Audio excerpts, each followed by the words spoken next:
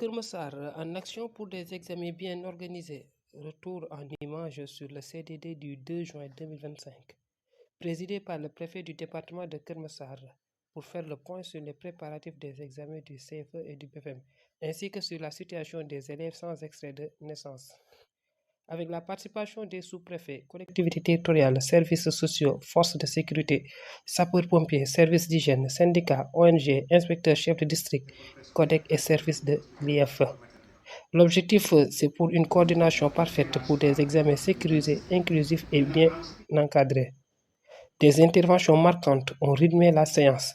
L'IF de Kermassar a répondu aux questions liées à la convocation des surveillances, à la gestion des téléphones et à la situation des élèves sans état civil.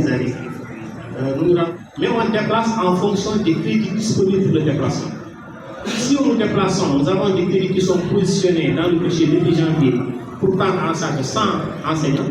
Si nous déplaçons 200 enseignants, nous ne pouvons pas prendre en charge ces 200 enseignants, et là, ça va créer encore un problème. On déplacera les enseignants en fonction du disponible.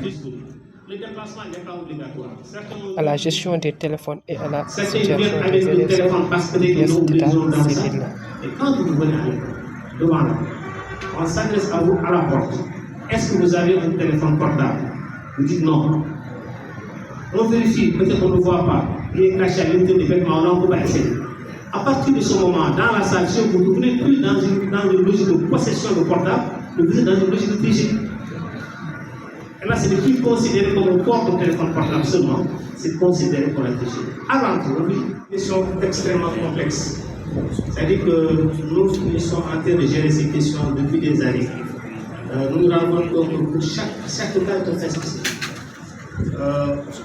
Tel enfant n'a pas de pièce d'identité parce qu'il y a telle situation, tel autre parce que le parent n'est pas là, tel autre parce que des cas extrêmement complexes, extrêmement compliqués.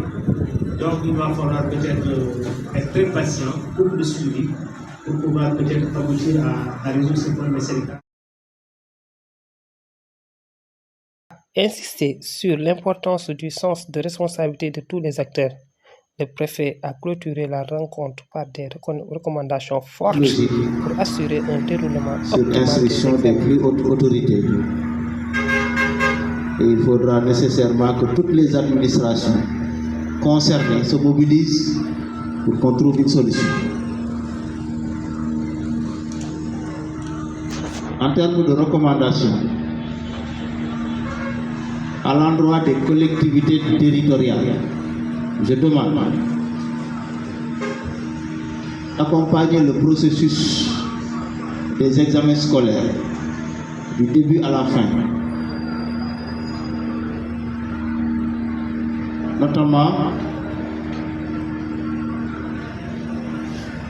en termes de réfection des toilettes, des points d'eau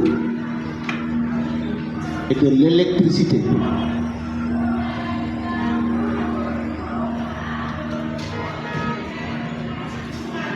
Cette recommandation fera l'objet de suivi par les sous-préfets.